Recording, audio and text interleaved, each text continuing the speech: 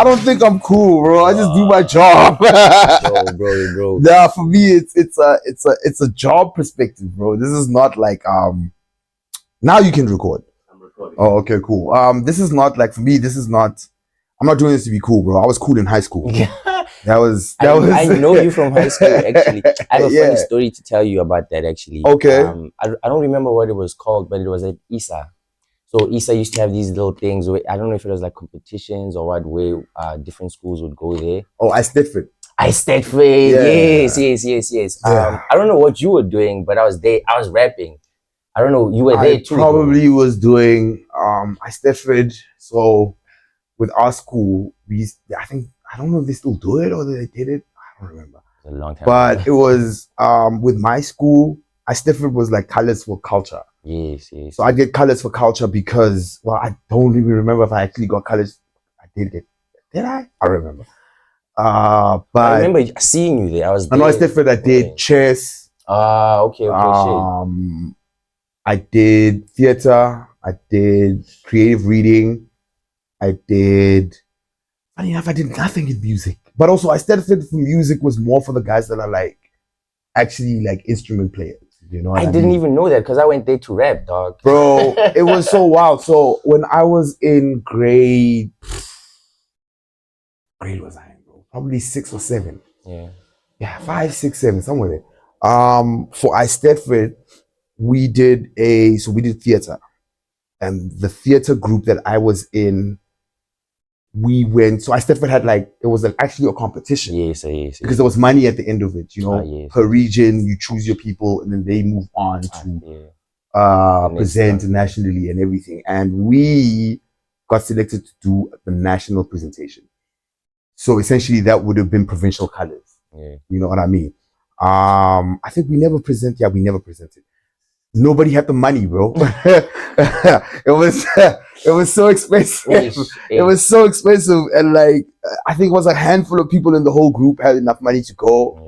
The school tried to get sponsors. Nobody could get nobody had the money at the time. It was very short notice, so we just ended up not presenting nationally, and it's one of those things where you wonder shit. What would have happened? What would have happened if we did that? So you were into theater too, bro. That's crazy. Bro, so I grew sketches and all of that, bro. Yeah, yeah. So for me, it was growing up. I went to a school called Kingsway. So Kingsway didn't have a very big sporting culture. Yeah. You know, and what worked a lot in Kingsway for the kids that went to Kingsway, when I was in Kingsway, what worked a lot was the art stuff, theater, I get what drama. You're saying. Okay, as an extracurricular. Those were the extramurals that they ran very well. And the one other extramural they ran very well was also they had an entrepreneurs club. So that's cool. I was part of that as well. That's why I run business. Dude, I grew up in that, bro. One of my first memories of a business was my father and my grandfathers had shops, kumutse, wait, which mutse is this, bro? So Majimantu, time again I was young back then, bro. Okay. But I know time and shop Majimantu, Utatana shop Majimantu,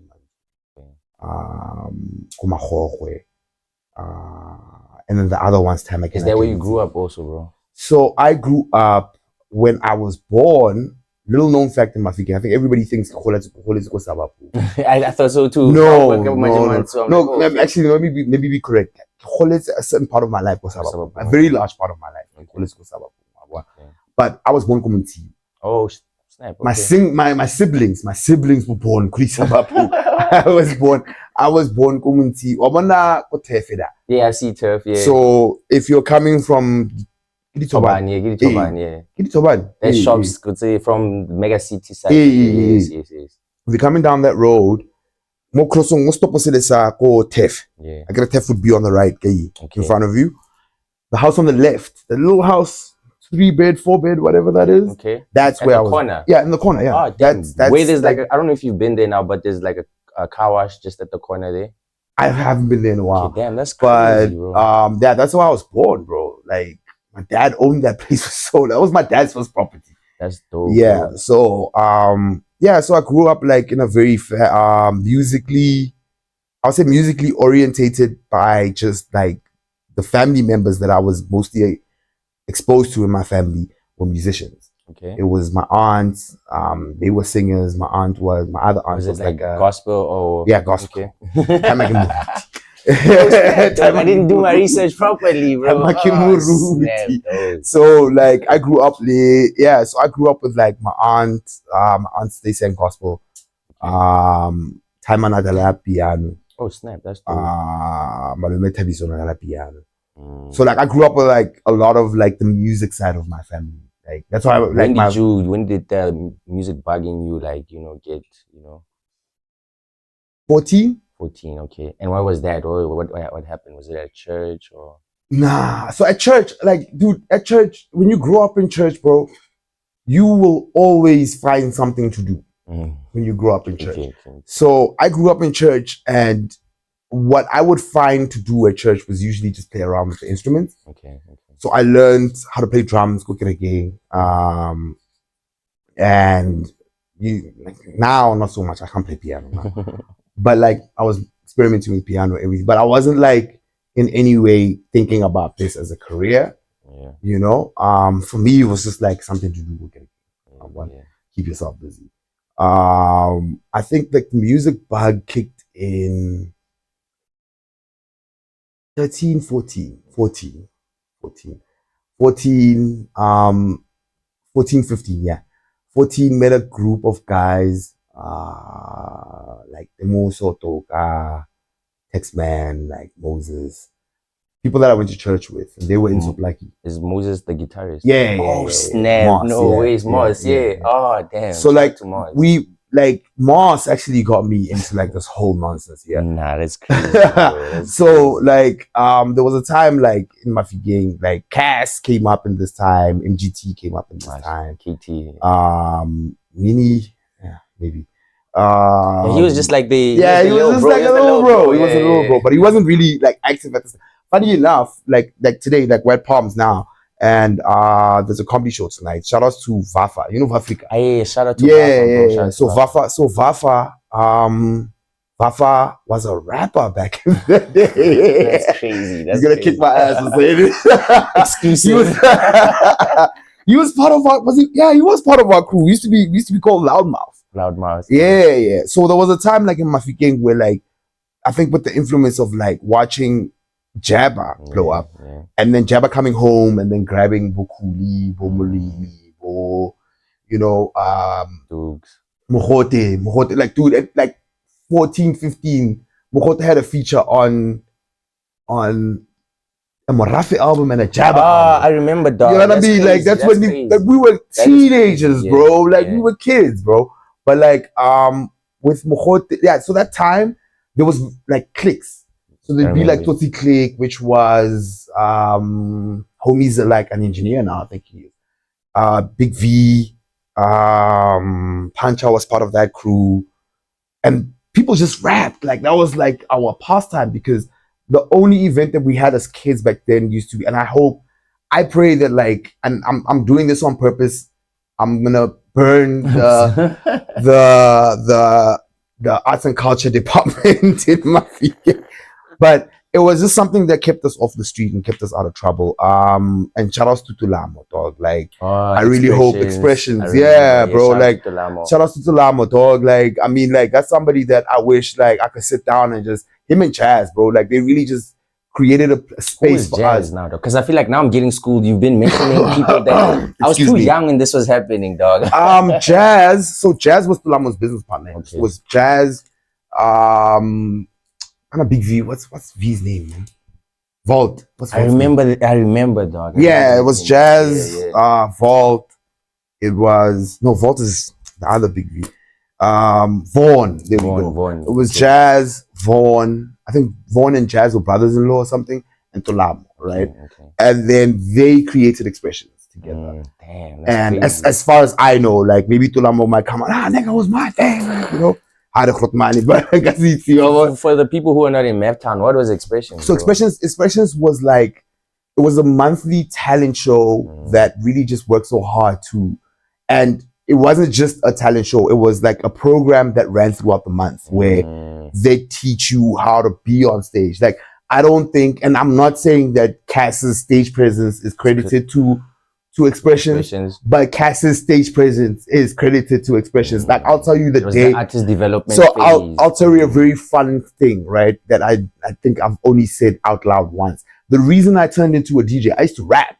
The reason I turned into a DJ was because I went to an expressions, and I think I was like one of the.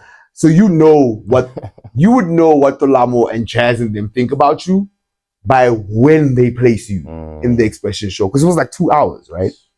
If you're in the beginning, I'm not tipping boy. I'm not tipping boy. But like, if you're like closer to the end, yeah, they see something in you. And Cass was like always at the end, like Cass, MGT. Who are the other niggas who were also like, who never like, you know, not to throw them under the bus? Elementally, Hippie. Shout out to Elementally. The people that like became big that we just were always at expressions. You know what I mean? Yeah, Element, Naughty. Oh, shit. You know what I mean? From the DJ side, nobody really, I can't really give anybody props. Producers, Big Chunky, Green Fingers, you know, like we're all that expressions time, you know. So, excuse me. Cass, bro. That's when you realize. So Cass gets on. I will never forget this moment, bro. Cass gets on stage. He just launched. Dog, like, I know this nigga just recorded this song 3 days ago. Like, I'm not even like joshing. Like, I knew this guy recorded this song 3 days ago. Nobody knew the song. Nobody knew the song. Like, and this is like CD era, bro. Like, I remember, you just press this thing on TP's computer for my guy, like this morning. You know what I mean? Man. And he jumps on stage and performs wrong. Bro, I remember that song, bro. He jumps on stage and performs wrong, and the crowd goes ham. And he literally, they asked for him to perform it again. He performs it again. That's the moment I knew I ain't got it. not for the rap, bro. Not for the rap. But I knew I wanted to be in music. And that's, I think, when I chose, I think like a couple of weeks later, that's when I met Meti. Not met Meti. I've always been friends with Meti, but I watched Meti and Dukes play. Wait, Mmabatho, dog. Yes, Mmabatho. That's crazy. That's so I'm like, me and Mmabatho, like, we used to play rugby together. So oh snap. So like Vati, dog. Yeah, Vati. He was a center or something. Yeah. Oh snap, bro. So we did. So Vati, I watched Vati. Oh, there was a house party. It was a house party. He used to throw house parties. Yeah. So there was a house party, and him and Dukes were playing, and I watched like the crowd. Not the Dukes people think. No, not Dukes Singanga. There's another homie of ours. And he was like the best DJ back then, you know. Yeah. And I watched them play, and I went, okay, that's what I'm doing. That's where I'm going with it. What were they playing? They were playing house, bro. Back then, like, there was no hip hop DJs in back then, bro. At that time, did you think that did you know that you want to be a house DJ? I mean, hip hop DJ. Yeah. No, I wanted to be a house DJ because okay. I watched them do it, and I was like, okay, cool. That's what I'm gonna do. So you started with house. Also. So I started with house, but I just never had like the connection with, like, now as a producer, I think I understand music a little bit better. But back then, it was just more running after popularity. Okay. You know. So I started out as house, and then it wasn't really working. Also, DJing back then when we were kids, bro, if you're not doing a house party, you were doing like Miss Mafikeng. I DJ'd a Miss Mafikeng. I remember Miss Mafikeng. I rapped at a Miss Mafikeng. That was my last performance. My last performance as a rapper was Miss Mafikeng. Yeah, so we used to DJ like high school events back then, you know? V-Ball, Expressions Day, all that nonsense. Yeah. And then I think like when I moved to Bloem, that's when I really started taking it seriously. Okay. When I matriculated, moved to Bloem, and in Bloem got a radio job. Ah, snap. I was on Kofi FM for like 3 years. And that's where really like DJ Slim became a real thing, was in Bloemfontein. And you'd never done like radio before then? No, I just had a passion for it. And somebody always told me like I'd be like I've got the voice for radio. I was like, all right, whatever, man. So I literally how I got on there was just like mixes. I started off with mixes in my first year. And then like the winter of my first year, I was dropping off a mix. The guy that was doing the show, Lou, big shout outs to my nigga Lou. Shout out to Lou. He used to have a hip hop show, so I was doing hip hop mixes then. And I was still a house DJ at this point. I haven't converted to become like full on hip hop guy. Yo, excuse me, guys. Nah, don't worry, bro. I'm a bit sick today. I don't so yeah, I went in, dropped off my little hip hop mix, and Lou's like, yo, my co-host's not here. You want to chill around for the show? It's like, yeah, what am I gonna do though? He's like, no, I'm gonna put you on air. We're gonna talk. And I just started talking to homie on the show, and then he added me to his show. He's like, nah, dog. Nah, nigga, you got this. Like, you gotta be here every Saturday going forward from 9. You know. So I did the show with Lou for like 6 months. The next year, Lou in like Jan or something, like that was Jan, beginning of the year. Lou decides not to go back to Bloem. He's only gonna come back when the school actually opens. Okay. I went back because we have a show to do, right? You taking this serious? I'm taking this serious, you know. Lou calls me. He's like, "Yo, listen, man, I'm gonna walk you through running the desk. You're on your own for the show." What?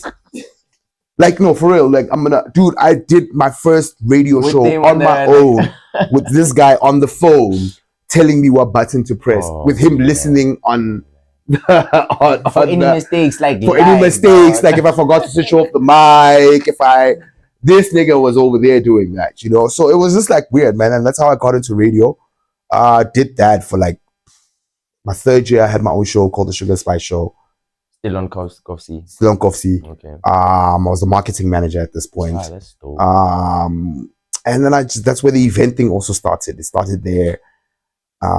Yeah, man, and I just did radio for a bit, and then never really went back to it. So once you started doing radio, now that's when you convert to the hip hop Yeah. DJ? So doing Lou's show forced me to turn into a hip hop DJ. Okay. I remember like I'd done like a year with Lou, and I literally come back to math, and I'm chilling with a very close. I still call him my cousin. I had a very close friend of mine, Bucks. God rest his soul. And Bucks and I were chilling in his car, and I'm like, yo, these niggas, like, I'm getting a lot of like motion with being a hip hop DJ, but I like, you know, houses where the money's at. And then he was like, nigga, you were never gonna be a house DJ, bro. You listen to hip hop, the way you talk, my dog, like you were never gonna be a house. You were never gonna be a convincing house DJ because only hippie. What? And I think that like that little conversation we had kind of changed my whole mentality, and I just went, all right, cool, man. Let me just do this hip hop thing. You know, and in Bloem there was a market for hip hop DJ. Like there was like already like Shakes, who was a hip hop DJ, Tiger Tebe. Tiger was the guy that actually gave me like one of the chances to be like on one of the biggest shows. And then I entered, when he left that show, I got that show, which kind of put me in one of the biggest shows, you know, in Bloem. So yeah, with like there was a market for hip hop DJs. There was only 2 in Bloem, so having a third one wouldn't be so bad, you know. And you're out of town, because now you're out of town. Did they treat you any? They showed me a lot more love than here. I can tell you that much. But it's not a hate to math, bro. Like it's just like people they already know you. They know me a certain way. Like they know me to be this. So changing up on them, like rebranding in front of people that have known you for long is very difficult. Tricky, bro. You know what I mean? Because it's very hard for people to believe that you're doing this and you're gonna stick with it. You know. How did you deal with that? How do you handle that before any people even started seeing any like progress or success from it? When you're still starting out, like how do you deal with the feedback from people that knew you? You know, bro, the feedback in the beginning was trash. I know, that's what I'm saying. You know, no. I was a bad DJ. I also don't blame my bros. Like I actually don't blame my bros for telling me I was trash. They helped me out. They helped me out a lot, because if they didn't, I'd probably still be trash. Shout out to you know what I mean? Shout out to the bros. You know. But like it's not even my bruise. I think that the feedback I don't think, and I think because I have this mentality, it's kind of keeps the chip on my shoulder. It keeps me kind of motivated. It also kind of keeps me focused on what I can and cannot do and what I should or should not do. Okay. You know? So I like I said, I was cool in high school, and after high school, I went, yeah, well, that's the end of that. You know what I mean? So I've never looked at it as like, oh, you're cool, or I don't know. I wouldn't know, dude. Like, I would not know if I'm cool or not. Like, I'm so focused. I walk out of my house, I know what I'm doing, I know where I'm going, I know where I have to see. If any interaction happens, it happens. I don't read too much into these things. I don't think I live in a household where we with love dog on each other so much. You cannot have the thought that you can't have a big head around me, my pops, my moms, my dad, my brother, my sister. Like, you can't, my older brother, you can't have that around us, because we will bring you back down to earth with just jokes. Like, we will dog on you for so long, you will not believe that you are the person that you are. Yeah. So I think, like, and for me, that's just love. Like, we josh, we joke around, we play the dozens, you know, we ragwarana. Like, that's just how we grew up, you know. So I think that, like, element allowed me to never think too far ahead of, oh, I'm cool, or I'm this, because I then that helps with then looking at, like, feedback for what it is. You know what I mean? Sometimes you really do suck, bro. Like, bro. You left the house believing that you are DJ Khaled, and somebody will let you know, nigga, that my brother, the jukebox, does a better job than you. You understand what I'm saying? Bro. So that's literally. You've never taken it in a bad, you know, like, oh, no. This guy's hating on me, dude, you know? obviously, bro, like, you get an ego at some point in your life. And I've always been seen as somebody that's, like, egotistical. I don't think I'm egotistical. I'm a big dude, guys. I've been big all my life. It's not, you either are the most confident big dude, or you are the most meek, stereotypical big dude. Like, Charlie, everybody they can walk all over you, whatever. So I was lucky to have, and this is, like, why I'm saying, like, you know, the people around me are so important to me, because they kind of mold a lot of, like, how I think and do things, you know. The guy he's not my blood older brother, but, like, blood would not make us any closer. My older brother was on a song with Jabba when I was 17, 16. Damn, so you gotta understand, and that was, like, that dude he's okay now.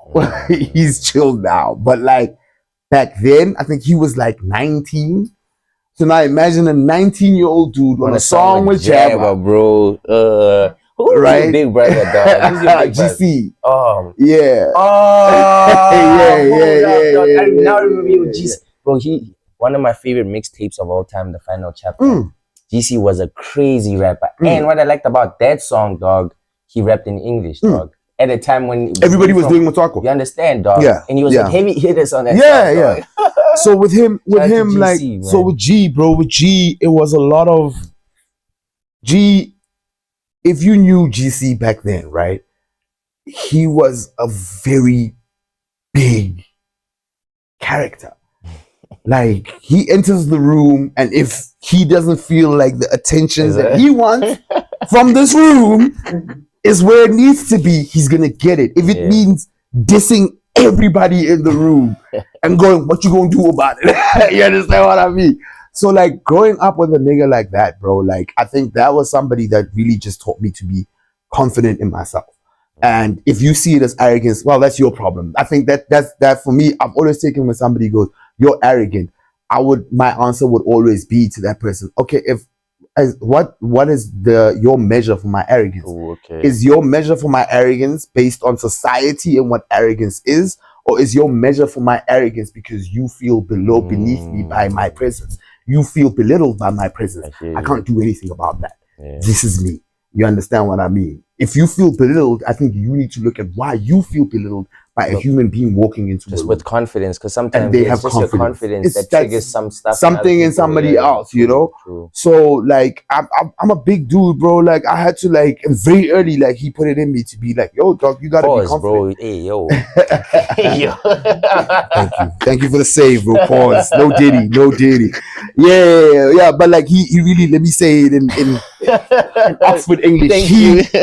He instilled it in me, you know, to be a little bit more, like, confident in myself and, like, just self-assured without validation from anybody else. So coming into like a game where validation is such a big thing, bro. it's very easy when you've had the practice when you're younger to not feel validated. And I'm not saying that I'm perfect at it. I'm not saying that I don't have my days where I feel like I'm missing that validation. But I think my time of recovery from, look, I'm not going to get it from here. Yeah. You know what I mean? So I've learned to kind of build my validation from totally different things. And when you say you're not going to get it from here, do you mean like you're not going to get it from math, or what do you from mean? The industry? From the industry, the validation, you're not going to get it from the industry. You'll never get that validation, bro. Let me teach anybody that's trying to walk into the game, bro. We used to laugh about this when I was staying with Kaz. And he'd always be like, we'd be chilling in the crib, and this nigga would be like, man, like Joburg sucks, bro.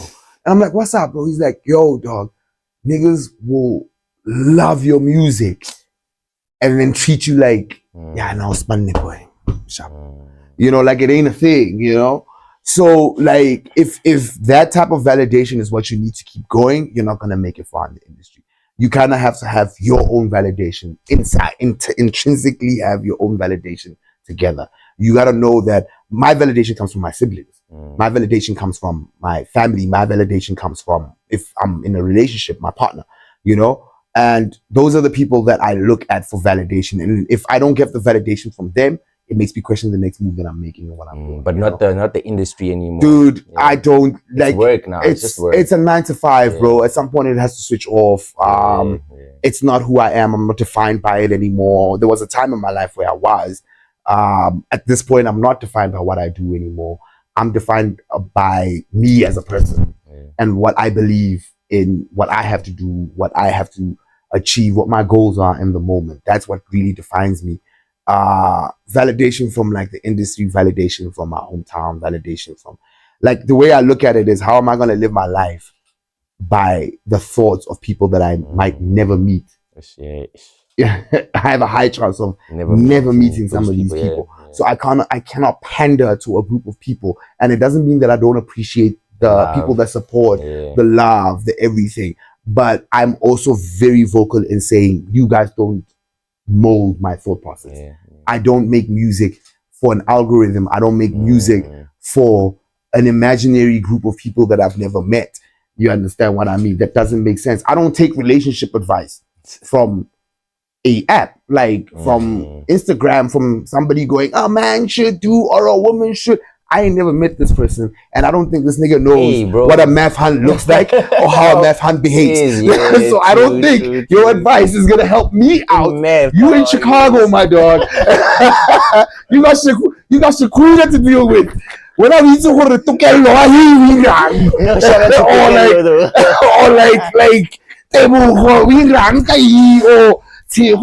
like, yo, bro, you don't know how these hands behave. So you cannot tell me how to treat a woman that you've never had any experience for.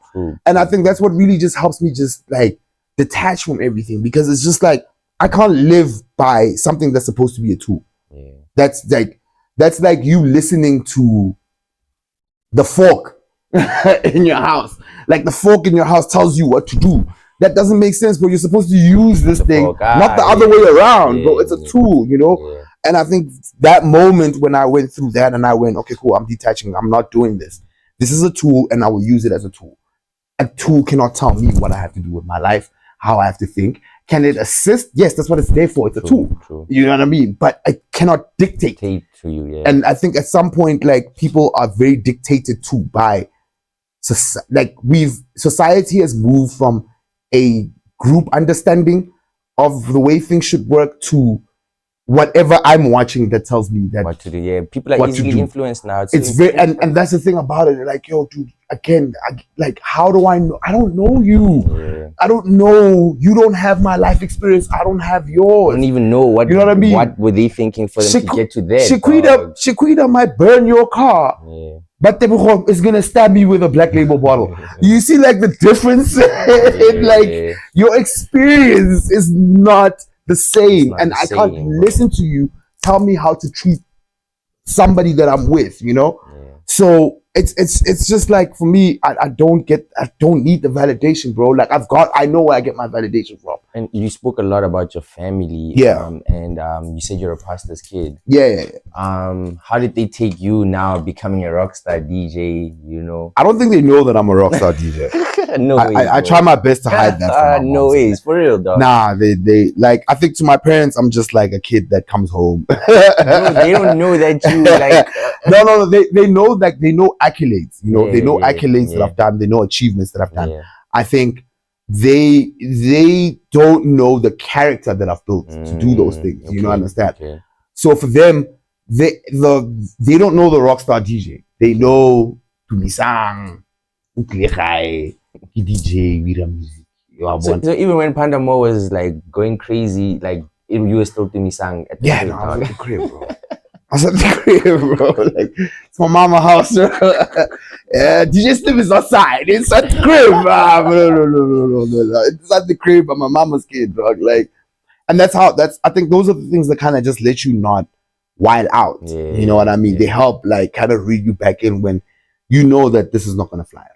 Yeah. You know what I mean? Like, you know what your parents are willing to accept and what they don't. And I grew up with a very family-orientated family.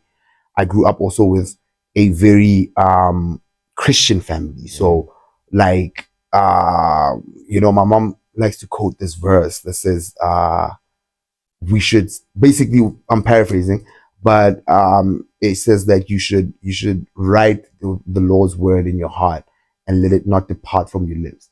So that's kind of like something that's really helped me just kind of know and judge. And I think sometimes it's been to my detriment in terms of my career, but I don't, again, like, that validation doesn't need it anymore. You know, so it's really just a very interesting ride for them when it happens. It's weird to watch them react like, oh yeah, how can you do this?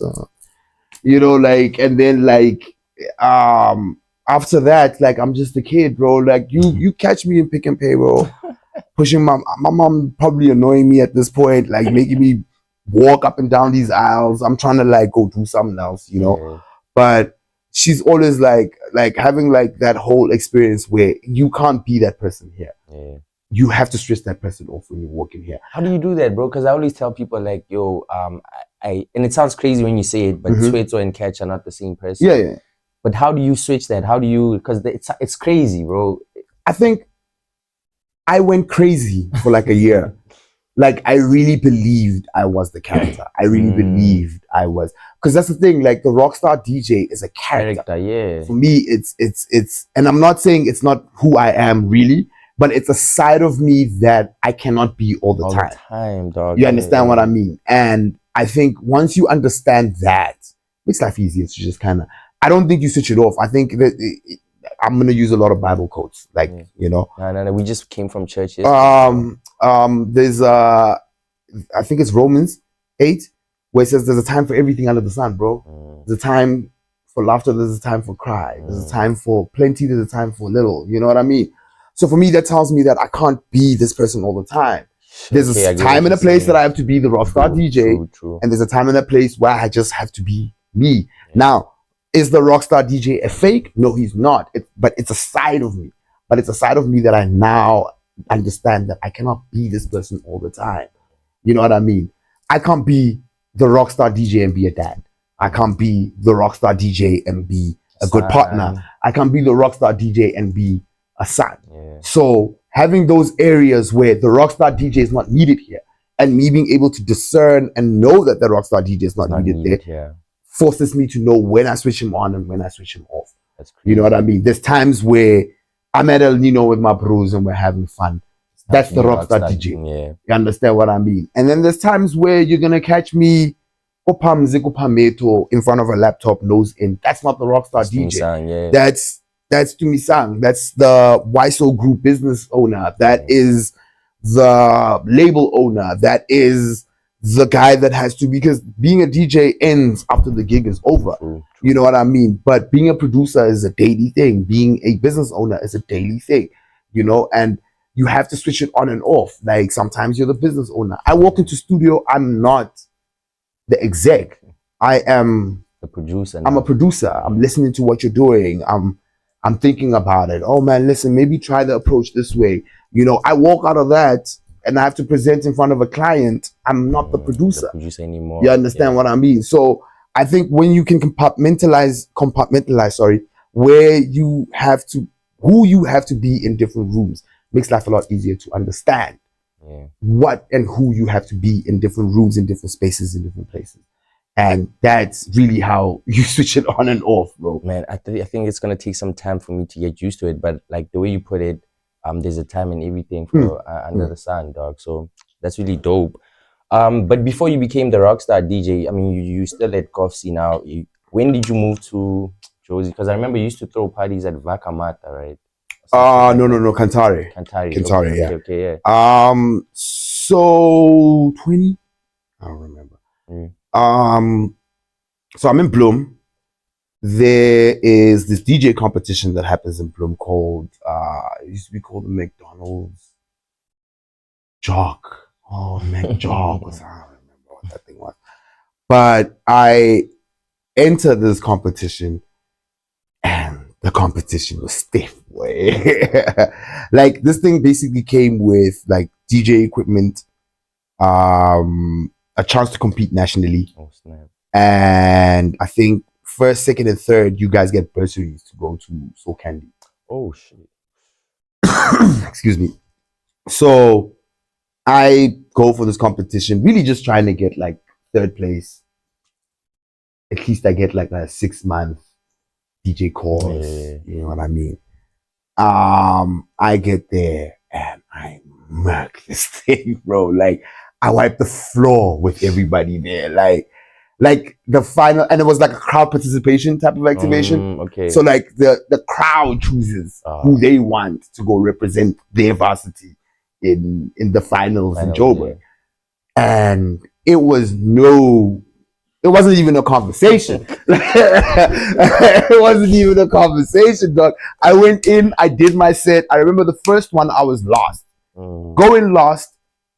And then they line everybody up. And these guys are all known. Like the guys that I was competing against, these are like big dudes. Like these are guys I found in Bloem. One of them should win. I'm really just trying to get to third place, right? Go in, and then the crowd has to choose now. And they're going one by one.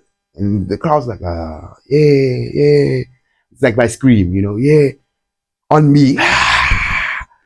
And Euphonic was he was the host of the thing. So Euphonic goes, okay, you're clearly out. So I'm going to deal with these four. You know what I mean? And I'm just like, whoa. Oh, man, this is crazy. Okay, cool. And then he picks the other dude and then we go one-on-one. And yeah, I wiped the floor with that. I don't even remember who the dude was, bro, but I wiped the floor with him, boy. Because right after I was done, again, last, he goes first. I come in after him. Right after I was done, the crowd, as he's like, okay, you need to choose. The crowd is like, hey, nigga, we know who we taking, dog. We let you know the first round we taking this dude here. You know what I mean? Guys. So like, I murk that, and I go to Joburg and lose in the finals. Don't get to, I think I got like third place there. And that came with my bursary to go to Soul Candy to study music. Damn, that's crazy. And that's how I ended up in Joburg. That's how I dropped out, dog. As soon as I got that, Soul Candy, dog. Man, I went back because that's what I wanted to study. Like, dude, so I grew up in a family where, like, because I don't want to say because of my aunt's failures. I think my aunts just didn't get to where they wanted to be, and also just like. More music industry, and you know, growing up in the church, bro, your parents ain't gonna hear all of that. So like, yeah, man, like at this point, my parents couldn't say no. Like it's like, yo, it's not your dime. Yeah. You're not paying for this, bro. Like the only thing you need to do is pay for like an apartment for me to stay in Joburg and swing me a little bit of money to get back and forth, but you're not paying for this, you know? So they agreed to let me drop out of varsity with the agreement that I'll go back and finish, which I've never done. And yeah, dude, I moved. Like, I just took a decision and I went, yeah, dude, it's time to go. And I've done everything in Bloem, bro. Like, I'd hosted my own events. I had one of the biggest shows on radio. I'd won this competition. I couldn't now see anything else to do in But Bloem. now you come to Jersey, you have to adjust. It's not the same like in Start from Bloem. the bottom, bro. Yep. Start from the bottom. So same I did it in process, Bloem. yeah. I'm gonna do it again. Mm. And I did, you know. So yeah, moving back to Joburg was a big adjustment. Jeez. Yeah. Bloem is very much like math. It was very Yeah. easy to adjust and kind of move around. Now Jersey, And like, you know what's the thing that I think was the biggest lie I told myself was I thought like, oh no, man, I know enough people in Bloem, in Jersey, bro. Like easy. I know Cooley. Cooley knows Jabba, you know what I mean? Like, I'll be good, you know what I mean? This should be easy. I can see, you know, you can see, like, in 6 months, I'll be touring. What? Let me tell you something, bro.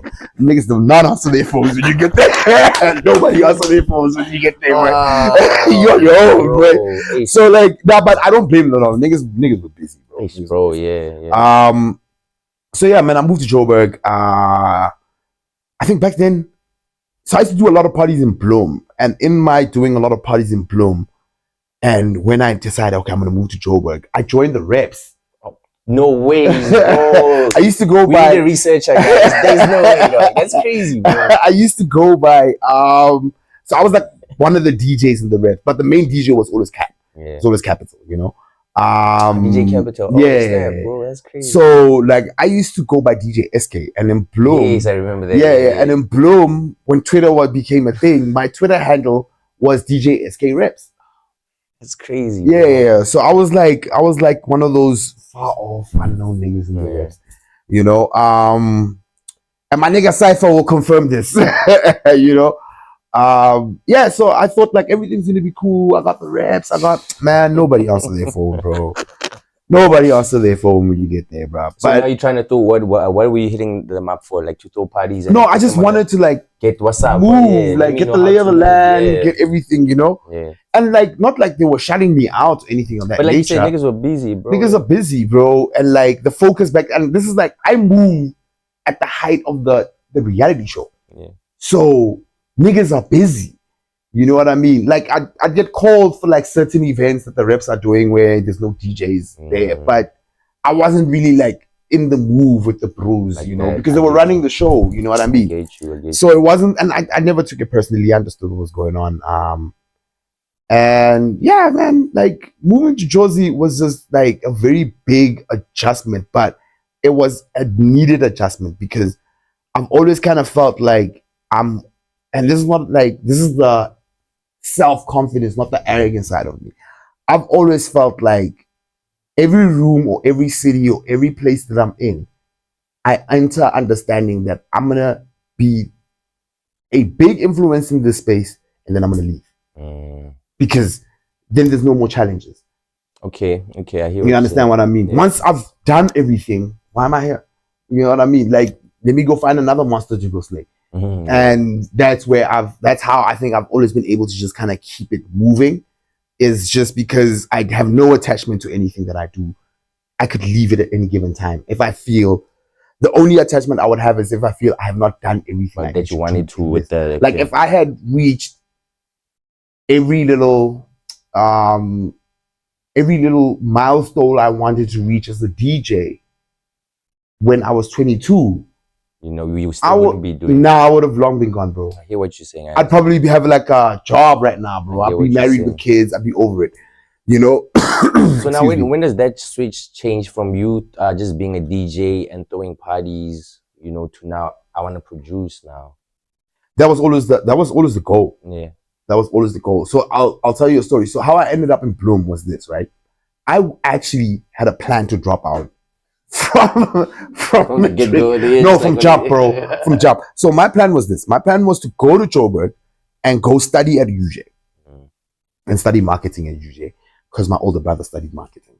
So he'd at least help me at least pass first year, right? So in that first year, my plan was in that first year, I was going to find a school that I felt comfortable to go learn music from. They actually had the school, ASE, right? Or SAE, right? SAE was like an international version of ASE. So essentially, if you're studying at SAE in Joburg, you could transfer to SAE in New York. And they had an exchange program within, you know. So my plan was to go to SAE. I didn't get accepted in matric. So my decision was, okay, cool. You know what I'm gonna do? I'm gonna go to UJ, so just for like, and then figure out what these niggas need from me, and then I'm gonna enter SAE, and then I'm gonna drop out. So I had a plan to drop out from the jump. You know what I mean? And then, geez, bro, I think getting into it and just really becoming a producer was always the goal. Everything I've done has been to facilitate me being able to make music. Okay. Every single thing. The events so thing. That's always been the first dude. Dog, it's been the one thing I've always. My retirement plan is to sit in my house and make beats, even if I'm just making the beats for myself. You know what I mean? So, it's never been about like anything else. Everything I do is always comes back to the music. It goes back to I'm doing this because I want to release my music, or I'm doing this because it helps the brand. It makes it easier to make music or get features. I get you. You know, I've never done. I don't think I can point to anything that I've done that I cannot point back to. Remember, I was doing this. This is why it happened. I get you. You understand what I mean? So, and it all goes back to music. Everything just keeps leading back to the same thing. Music. So now, before Panda More, dog, was there other songs that you made before that you never dropped? Yeah, thousands. Jeez, I used to suck. How do you get from sucking to Panda More? My dad always used to tell me, my mom too used to tell me, the people you surround yourself with are very important. So I was very lucky in my sucky era. I met Lunatic at that time. Producer, Cash Time, and this is like Lunatic. This is Lunatic. Karakara is popping right now. This is the biggest song in the country, and I'm meeting the guys that made the beat. Oh my goodness! And that's how I stopped sucking. Meeting Lunatic, the friendship that we've been friends for over 10 years. That's crazy. You know what I mean? So, meeting Lunatic and the friendship that we had, and just him letting me just hang around him. Dude, I had a 3-bedroom apartment when I met Lunatic. I was staying in Brighton, had a 3-bedroom apartment. I had stolen my older brother's studio setup. And by stolen, I mean like he left it at my house and was supposed to pick it up. And I just never let him pick it up. You know what I mean? Yeah, just see. So at that time, like I was just using it to I was trying to get back on radio, recording radio demos, but also just trying to like fix my beat making. And Luna was staying in Braam, and like at the time, if you know one thing about like being a producer is there's a time where being around the noise helps, and there's a time where it just really slows you down. So he needed a place to run away from Braam during the week, you know, because the bros that he stayed with were all in school, and they're in and out. There's girls in and out of the flat. It was just a lot. Trap house. So he was just like, "Yo, man!" Like I think he came to my house one day. He asked me like, "Yo, I need to finish something for KO. It's just too busy here. Can I pull up?" It's like, "Pull up," and that was like in October.